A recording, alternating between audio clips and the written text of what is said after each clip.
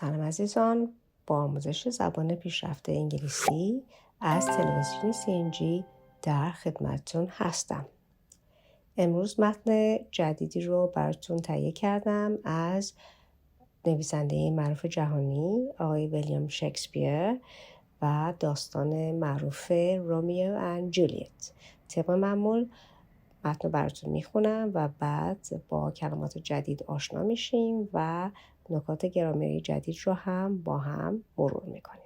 خب از اون متن رو براتون میخونم. Romeo and Juliet by William Shakespeare. 1.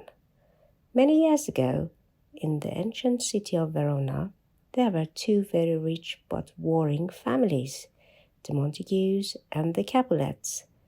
They had hated each other for so long that no one could remember how the feud had started.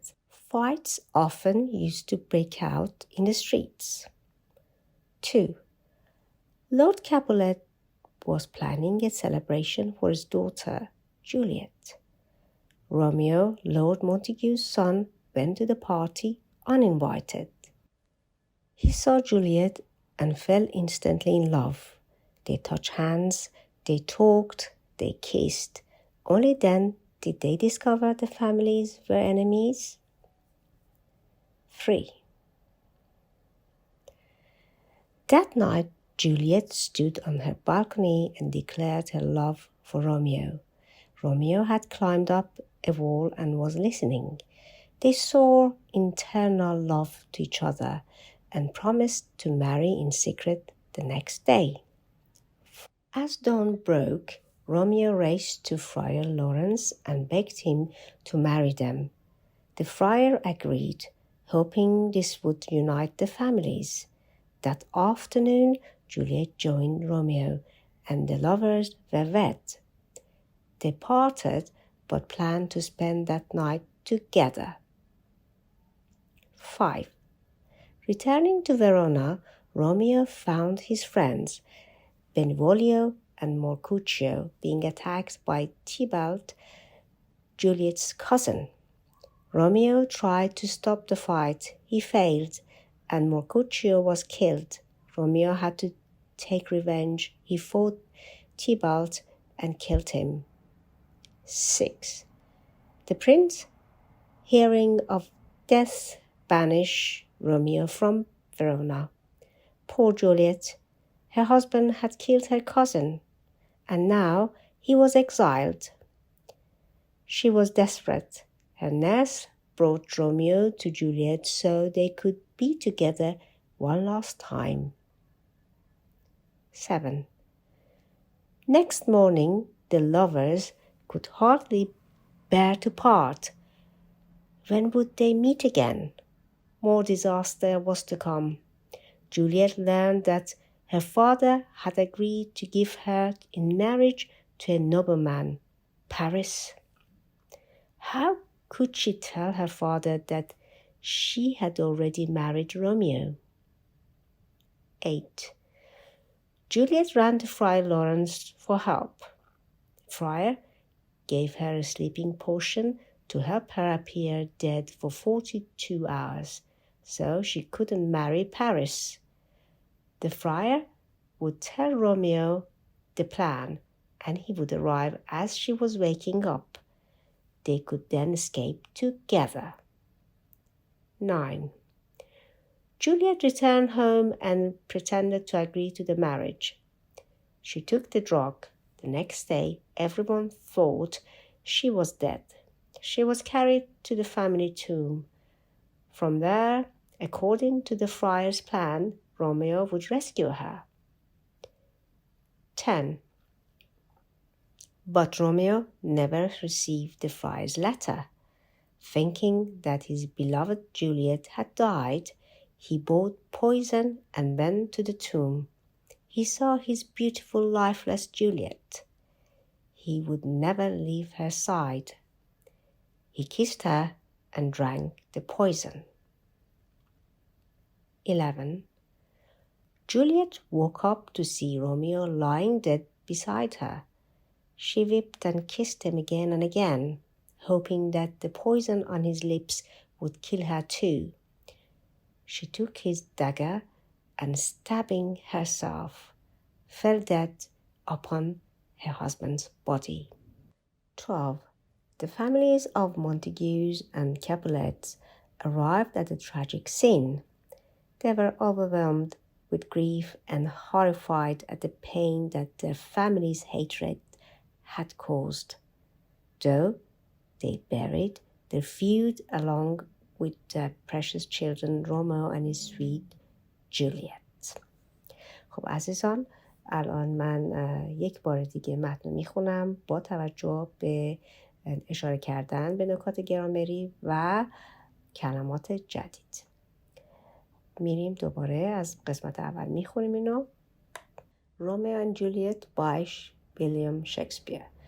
رومیو و جولیت نوشته by یعنی نوشته شده توسط آقای شکسپیر. 1. Many years ago in the ancient city of Verona there were two very rich but warring families, the Montagues and Capulets.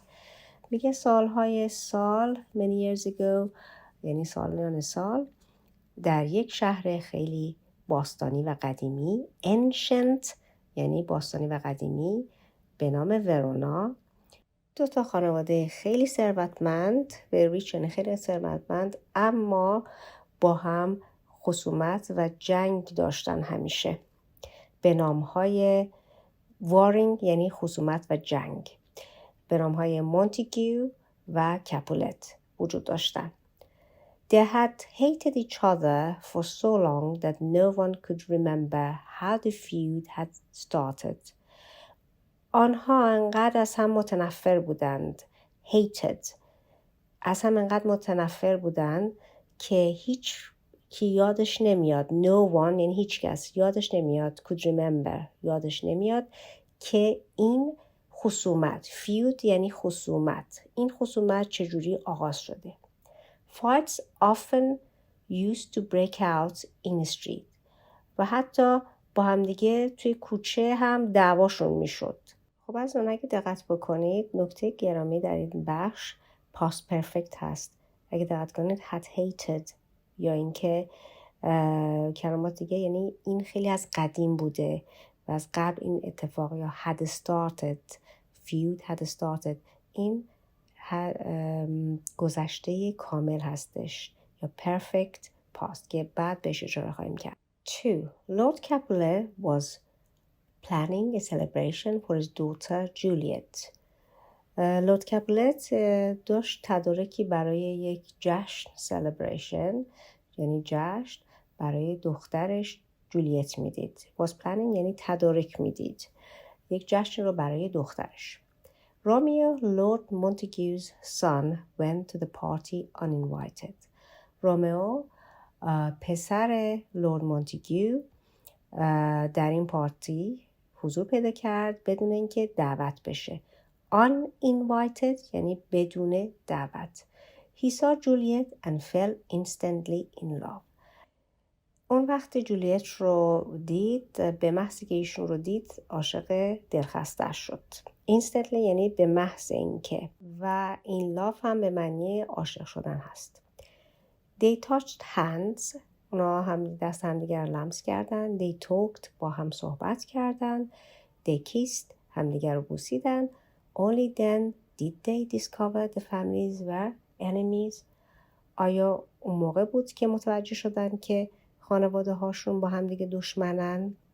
Discover یعنی متوجه شدن، یه چیزی رو کشف کردن، متوجه شدن در اینجا معنی میده و enemy یعنی دشمن. 3. That night Juliet stood on her balcony and declared her love for Romeo. همون شب بود که جولیت توی بالکنش ایستاد و عشق خودش رو به رومئو اعلام کرد و اظهار عشق کرد به رومئو. Declare یعنی اعلام کردن، اظهار کردن. Declared her love یعنی اظهار عشق کردن یا عشقش رو اعلام کرد به رومئو. Romeo had climbed up a wall and was listening. و رومئو هم از دیوار خونشون بالا رفته بود و داشت گوش میکرد. Climbed up یعنی بالا رفتن. The They swore eternal love to each other. یعنی اونها به عشق جاودانشون قسم خوردن and promised to marry in secret next day. و به هم عهد کردن که به صورت مخفیانه روز بعد با هم ازدواج کنن. پس سور یعنی قسم خوردن، گذشته سوئر هست. internal یعنی جاودانه و promise یعنی با هم دیگه عهد کردن. marry یعنی ازدواج کردن. in secret یعنی در خفا، همونطور که خدمتون گفتم، یعنی با هم دیگه عشق جاودانیشون رو قسم خوردن و با هم عهد بستن که به صورت مخفیانه روز بعد با هم ازدواج کنن. 4.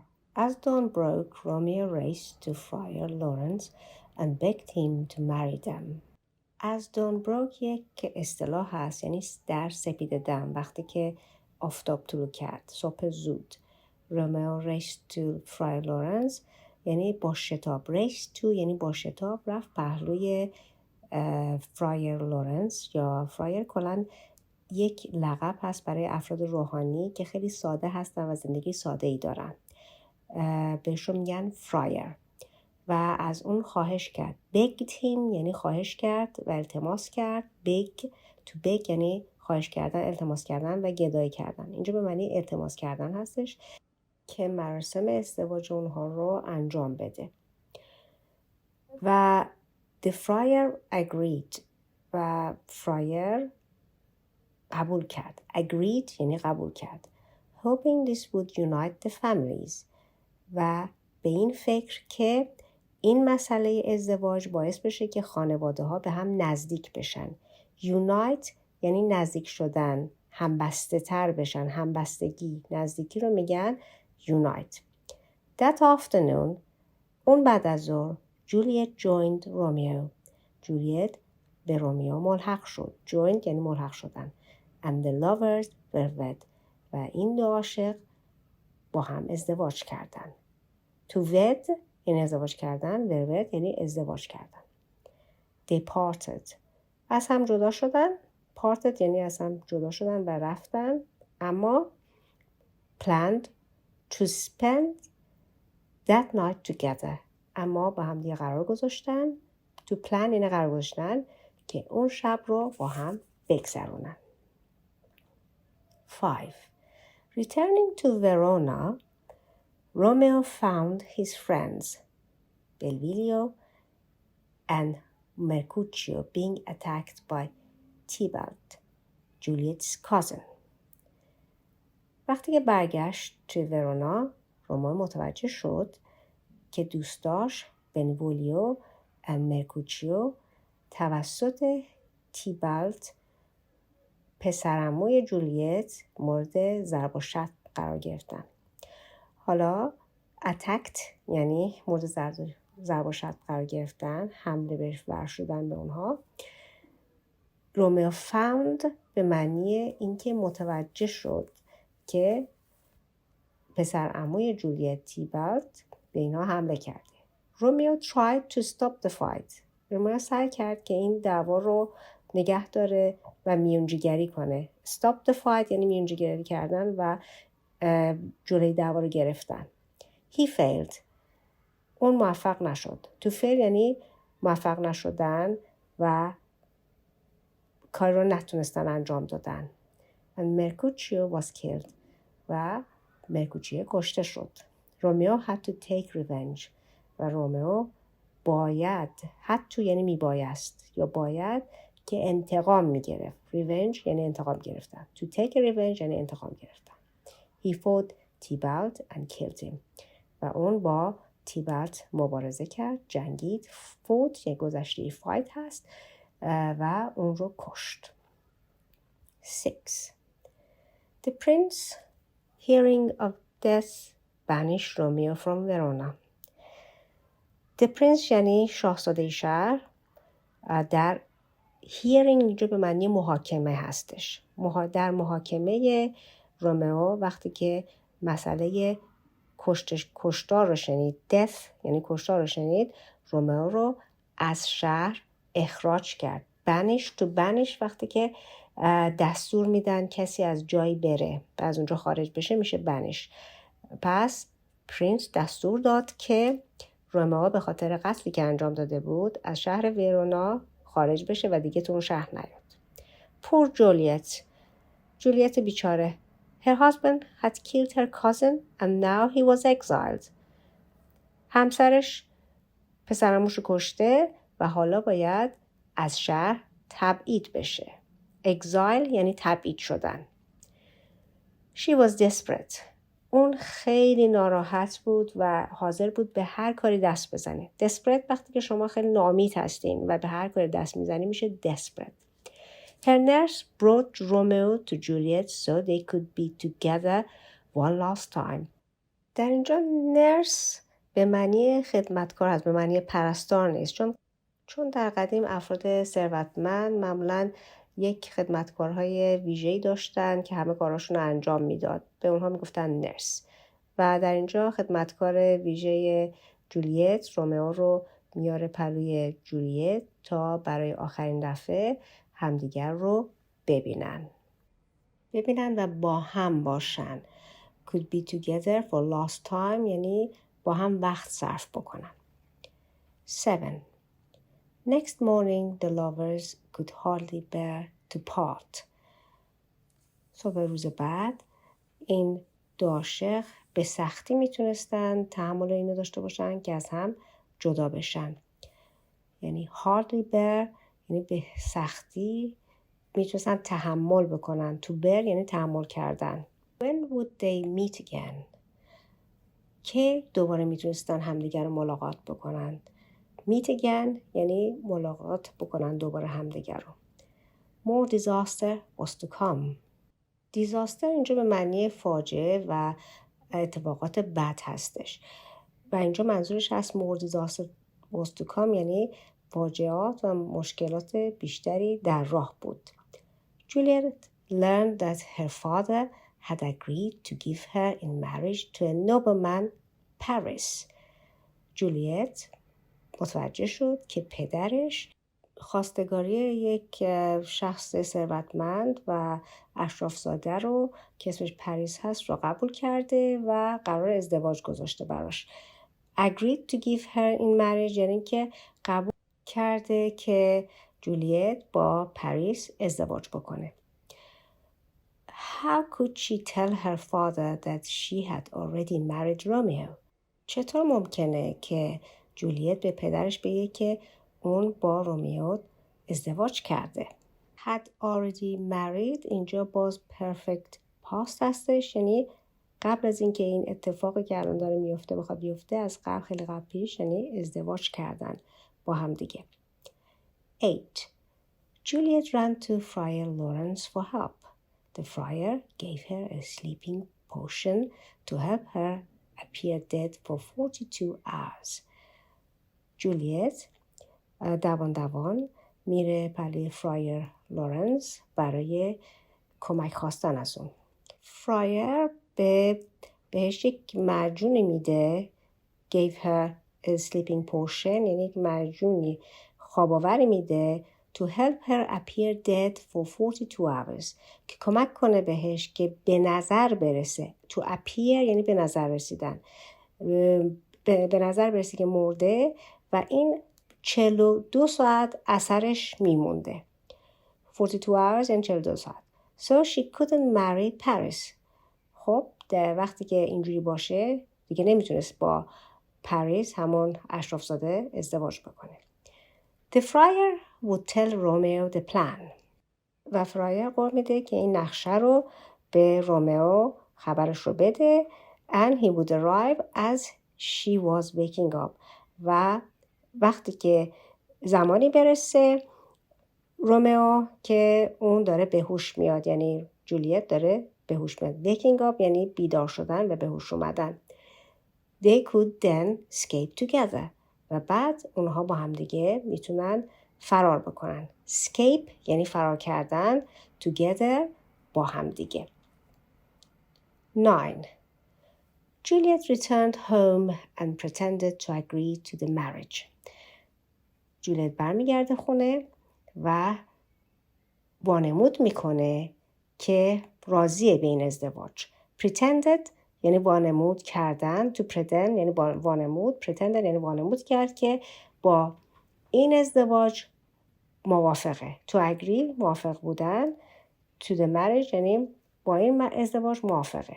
she took the drug و اون معجون یا اون دارو رو هم میخوره. معمولا تو انگلیسی برای دارو خوردن ما نمیگیم to eat، مثلا پیلز یا سیروپ یا دراگ، میگن to take. برای همینجا گفته she took the drug. The next day everyone thought she was dead. روز بعد روز بعد همه فکر کردن که اون مرده. She was dead یعنی مرده. She was carried to the family tomb from where according to the friar's plan. و اون رو حمل کردن یا بردن به آرامگاه خانوادگی. Carried یعنی بردنش. Family tomb یعنی آرامگاه، به آرامگاه خانوادگیشون. From where according to friar's plan Romeo would rescue her. همون جایی که با توجه به نقشه فرایر رومئو جولیت رو از اونجا نجات میداد. According to the plan یعنی با توجه با اون نقشه‌ای که کشیده بودن. 10. But Romeo never received the friar's letter. اما رومئو هیچ وقت اون نامه‌ای که فرایر بهش نوشته بود رو دریافت نکرده بود. Thinking that his beloved Juliet had died. و اون فکر میکرد که عشقش جولیت مرده. Beloved یعنی عشق. He bought poison and went to the tomb. و اون رفت زهر خرید و رفت توی آرامگاه. Poison یعنی زهر. He saw his beautiful lifeless Juliet. اون جولیت زیبا و بیجون خودش رو دید. Beautiful یعنی زیبا. Lifeless یعنی بیجان. He would never leave her side. او هیچ وقت جولیت رو تنها نمی گذاشت. He kissed her and drank the poison. او جولیت رو بوسید و زهر رو نوشید. Poison زهر. drank گذشته drink است یعنی نوشیدن اون زهر. 11. Juliet woke up to see Romeo lying dead beside her. جولیت به هوش اومد. woke up گذشته wake up هست. به هوش اومد و دید که رومئو در کنارش مرده هست و خوابیده در کنارش. جسدش رو در کنار خودش دید. She wept and kissed him again and again. weep یعنی گریه کردن خیلی بلند رو میگن to weep. خیلی شدید گریه کرد، گریه‌های بلند کرد و بارها و بارها again and again یعنی بارها و بارها اون رو بوسید. hoping that the poison on his lips would kill her too. به امید این که زهری که روی لب‌های رومئو بود اون رو هم بکشه. hoping یعنی به امید داشت، به این امید بود. lips لب‌ها. kill یعنی بکشه، کشته بشه. She took his dagger and stabbing herself. او خنجر، دگر یعنی خنجر رومئو رو برداشت. stabbing herself و خودش رو چاقو زد. to stab یعنی چاقو زدن، خنجر زدن. stabbing herself یعنی خودش رو با چاقو کشت. fell dead upon her husband's body و افتاد، جان داد. fell dead یعنی جان داد و مرد و افتاد روی بادی یا جسد همسرش. 12.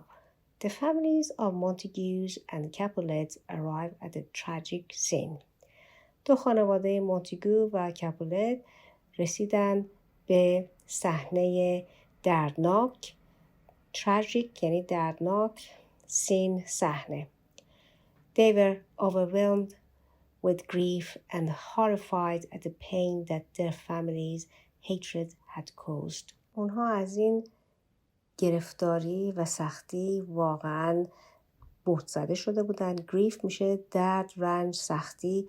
overwhelmed یعنی خیلی بهت زده و متعجب شده بودن و and horrified یعنی وحشت زده شده بودن از pain، اون درد و رنجی که that their family که خانواده هاشون به خاطر تنفری که از هم داشتن به وجود آوردن. hatred had caused یعنی این تنفرشون باعث این اتفاقات خیلی وحشتناک شد. had caused یعنی باعث شدن. hatred یعنی تنفر.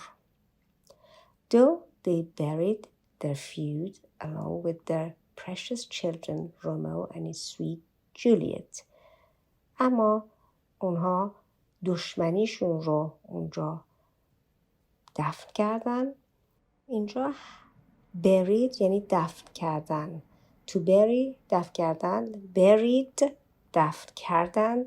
their feud یعنی دشمنیشون رو، یعنی کلا دیگه تمام مشکلات و اینها رو گذاشتن کنار. along with their precious children همراه با پیکرهای خیلی ارزنده بچه هاشون رومئو و جولیت شیرین و دوست داشتنی.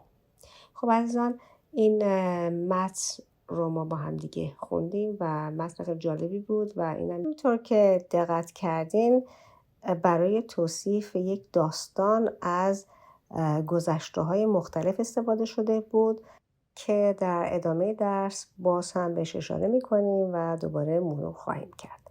خب عزیزان الان ما یه مقدار میریم روی کامپرهنشن که توی این کامپرهنشن خب سوالاتی هست در رابطه با متن.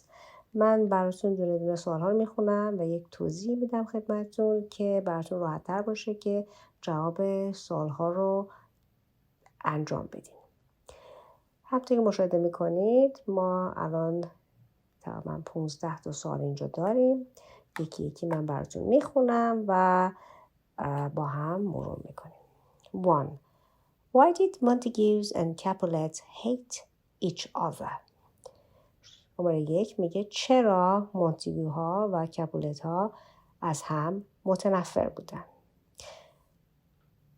2. Why wasn't it a good idea for Romeo to go to the Capulet party? چرا این کار خوبی یا ایده خوبی نبود که رومئو به مهمونی کپولت بره؟ پارتی یعنی مهمونی، good idea یعنی فکر خوب، ایده خوب. 3. What happened when Romeo and Juliet first met? چه اتفاقی افتاد وقتی رومئو و جولیت همدیگر رو برای اولین دفعه دیدن؟ First met یعنی وقتی دفعه اول شما کس رو میبینید. 4. Why was Juliet upset about Romeo's name? چرا جولیت وقتی که متوجه شد که فامیلی رومئو چی هست یه مقدار نگران شد. upset یعنی نگران شدن. 5. How long had they known each other before they decided to marry? چند وقت هم دیگر رو میشناختن که قبل از اینکه تصمیم بگیرن که با هم ازدواج کنن؟ known each other یعنی هم دیگر رو میشناختن.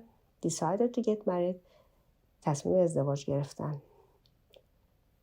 6.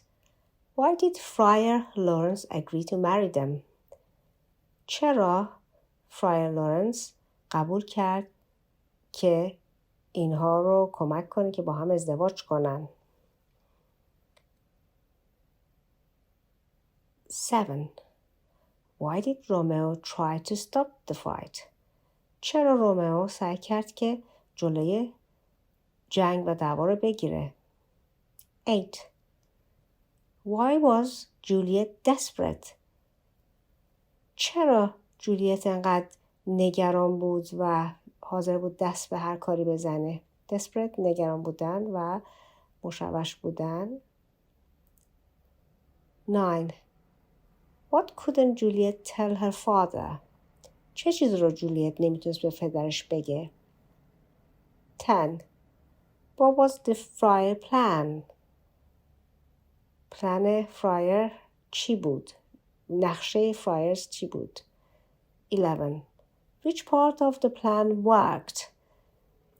کدوم قسمت پلن کار کرد؟ 12. What went wrong with the plan? چه اشکالی توی نقشه به وجود اومد؟ went wrong یعنی وقتی یک کاری خراب میشه و اشکال ایجاد میشه توش میشه went wrong یعنی خراب شد یا اشکال پیش اومد. 13. 13. Why did Romeo kill himself? چرا رومئو خودشو کشت؟ 14. Why did Juliet kill herself? چرا جولیت خودشو کشت؟ 15. How did their families feel at the end? خانواده در آخر چه احساسی داشتن؟ خب از آن با توجه به مرور متن و خوندن متن خیلی به راحتی میتونید جواب این سوالات رو بدید، اما قسمت اصلیش که خیلی مهمه استفاده درست از زمان گذشته هستش.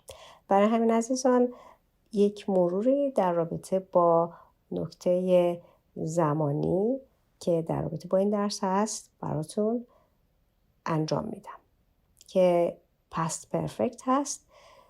past perfect همونطور که اینجا براتون توضیح داده perfect means completed before. The past perfect refers to an action in the past that was completed before another action in the past. خب ببینید توضیح past perfect رو این داره به شما میده. میگه perfect یعنی کامل، یه چیزی که دیگه کامل شده، انجام شده، completed. The past perfect برمیگرده به عملی که قبل از یک عمل گذشته انجام شده و تموم شده. اول براتون ساختارش رو توضیح میدم، بعد میریم به اینکه کجا باید این رو استفاده بکنیم. ساختارش به این حالت هست که ما باید از had استفاده کنیم و past participle و این فرمول برای تمام افراد یک مدل هست، یعنی فرق نمیکنه. had و past participle یا قسمت سوم فعل. اینجا الان اگه دقت بفرمایید من پوزیتیو و نگاتیو یعنی حالت مثبت و منفی رو براتون گذاشتم و حتی سوالیش هم براتون گذاشتم. I had seen him before یعنی من ایشون رو قبلا دیدم. You had seen him before. We had seen him before یعنی که ما اون شخص رو قبلا دیدیم. حالا اگه بخوایم منفی بکنیم میشه I hadn't finished work at 6 o'clock. من کارم رو ساعت 6 تمام نکرده بودم. We hadn't یعنی فقط منفی میشه، یه دونه n و اپوستروفی و t بهش اضافه میشه. برای question یا سوالی کردن had رو میاریم بعد از حرف سوالی، مثل where had you been before, where had she been before, where had they been before. میبینید برای همه، همونطور که خدمتتون گفتم، برای همه اشخاص یک مدل had و سوم قسمت فعل. و برای short answer خیلی از short answer که میدونید همون yes و no هست. Had he already left? Yes he had. No he hadn't. آیا اون رفته؟ بله اون رفته. نه نرفته. حالا استفادهش که فکر میکنم مهمترین بخشی هست که ما ببینیم که چه موقع ما میتونیم از این استفاده بکنیم رو خدمتتون عرض میکنم. Use یعنی استفاده. 1. The past perfect is used to make clear that one action in the past happened before another action in the past. خب همونطور اول خدمتتون عرض کردم، اولین استفادهش این هستش که ما میخوایم بگیم که یک مسئله‌ای در گذشته انجام شده قبل از یه مسئله دیگه، مسئله‌ای که بعدش در گذشته انجام شده. یعنی قدیمی ترین کاری که میخوایم در رابطه این مسئله صحبت بکنیم، قدیمی ترینش از past perfect استفاده میکنیم. بعد حالا زمانهای گذشته دیگه‌ای که باید استفاده بشه. حالا مثال میزنم. تو مثال بهتر براتون روشن میشه. When I got home, I found that someone had broken into my apartment and had stolen my DVD player. دقت بفرمایید. When I got home. وقتی رسیدم خونه. Got home یعنی دیروز بود، حالا 1 ساعت پیش بود، 2 روز پیش بود. وقتی رسیدم خونه I found that. فهمیدم که someone یک نفر had broken اومده وارد شده. had broken in یعنی که وقتی که دزد میاد و در میشونه میاد تو میشه broken in. حالا میتونه توی خونه باشه، میتونه تو ماشین باشه. حالا اینجا که در رابطه با آپارتمان یا فلت یا خونهشون هست. and had stolen my DVD و DVD پلیر من رو، دستگاه DVD پخش DVD من رو دزدیده. had stolen یعنی تمام این کارها قبل از اینکه من برسم به خونه انجام شده. دقت میفرمایید؟ پس برای همین یه نفر اونجا بوده قبل از اینکه من برسم خونه در گذشته این کارها رو انجام داده و رفته و منم ندیدمش. ببینید؟ I didn't. حالا مثال بعدی. I didn't go to cinema because I'd seen the film before. من نرفتم سینما برای اینکه این فیلم رو قبلا دیده بودم. مثلا دیروز می‌خواستیم بریم سینما، میگیم به دوستون میگم نه من نرفتم برای اینکه این فیلم رو قبلا دیده بودم. اوکی؟ پس این یک عملیه که قبل از اون عملی که در گذشته ما می‌خوایم توضیحش بدیم انجام شده بوده. از past perfect استفاده می‌کنیم. حالا استفاده دومش رو ببینیم چیه. The past simple tells the story in chronological order. past simple که می‌دونیم گذشته ساده است. میگه که گذشته ساده یک داستان یه واقعی رو که در گذشته انجام شده به صورت مرتب از شروع واقعه تا ختم شدن و پایان واقعه توضیح میده.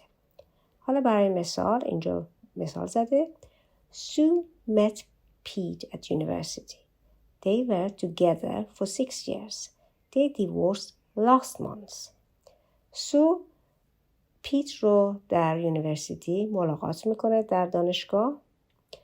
They were together for 6 years. با هم دیگه 6 سال زندگی کردن. They divorced last month. و ماه پیش از هم طلاق گرفتن. جدا شدن. حالا ببینیم توی این یکی چجوریه. The past perfect is used to tell a story in different order.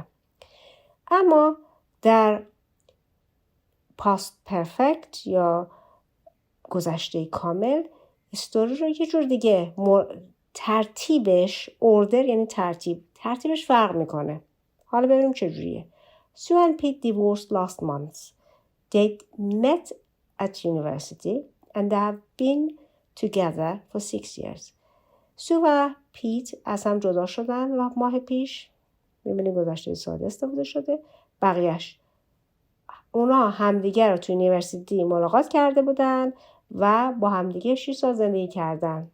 دقت میفرمایید؟ یعنی پس ترتیب رو اگر ما عوض بکنیم میتونیم برعکس، یعنی ترتیبش رو مرتب از اول تا آخر نگیم، یعنی از آخر به اول بگیم، اون وقت ترتیبش فرق میکنه و از past perfect میتونیم استفاده بکنیم. و حالا ببینیم که استفاده سومش چیه. Notice the difference between these sentences. When I got to the party, Peter went home. وقتی که من رسیدم توی مهمونی، پیتر هم موقع رفت. First I arrived, then Peter left. یعنی اول رسیدم، بعد پیتر رفت. When I got to the party, Peter had gone home. وقتی که رسیدم تو پارتی یا مهمونی، پیتر رفته بود. First I arrived. میبینید؟ یعنی این که وقتی که من رسیدم اون رفته بود. و چهارمی The past perfect continuous refers to longer actions or repeated activities. و معمولا پاست پرفکت روی اکشن ها و رفتار و کارهایی هستش که پشت سر هم انجام گرفته در گذشته و اینها یه مقدار طولانی تره، یعنی اکشن ها و کار، فعالیت و کار یه مقدار طولانی تره. حالا ببینیم چجوری. We're exhausted because we've been driving all day. دقت میکنید ما خیلی خسته بودیم چون تمام روز داشتیم رانندگی میکردیم. و آخرین قسمت این بخش فکر میکنم که اینم یه کوچولو براتون توضیح بدم که دیگه تکمیل بشه. تایتلش هست Past Tenses in the Passive یا گذشته همه مدل مجهول یا پسیو رو میخوایم توضیح بدیم. Past Simple Passive که همونطور که قبلا توضیح دادم was verb plus past participle. The museum was opened in 1987. موزه در 1987 افتتاح شد. We were burgled last night. از ما دیشب دزدی شد. حالا the past continuous passive ببینیم چجوری هستش. Was یا were being plus past participle. The was being restored. اون گلدون در حال درست شدن بود. Was being. پس was being یا were being همیشه اون جاده هست. و سوم قسمت past perfect passive had been plus past participle. برای past perfect یا همین گذشته کاملی که الان ما روش داشتیم بحث میکردیم had been همون had هست یه been هم کنارش اضافه میشه plus past participle. The house had been redecorated. خونه در حال بازسازی بود. و استفادهش هم یه توضیح کوتاهی برای استفادهش هم میگم براتون. The uses are the same in passive as in active. و کاملا وقتی ما استفاده زمانی گذشته با توجه به درسایی که قبلا خوندیم همونجوری استفاده میشه، یعنی همون قوانین رو داره، فقط پسیو میشه یا مجهول میشه. مثال براتون میزنم. The bridge was built in 1876. Finished action in the past. میبینید این گذشته ساده هست ولی به صورت مجهول یا پسیو هست. The bridge یا پل در سال 1876 ساخته شده ولی به صورت مجهوله. The bomb was being diffused when it exploded. Interrupted past activity. یعنی اون بمب داشت خنثی میشد. دیفیوز یعنی خنثی، در حال خنثی شدن بود که منفجر شد. میبینید این مجهول گذشته استمراریه. past continuous به صورت was being diffused. و آخرین مثال The letter didn't arrive because it had been sent to my old address. من اون نامه رو دریافت نکردم برای اینکه به آدرس قبلیم رفته بود. had been sent. One action before another action in the past. پس ببینید دقیقا همون فرمولی هستش که برای گذشته ها استفاده میشه، فقط مدلش مدل مجهول هست. خب عزیزان، امیدوارم که از این درس لذت برده باشید. شما را به خدا میسپارم و تا برنامه بعدی. خیلی ممنون و متشکر. خداحافظ.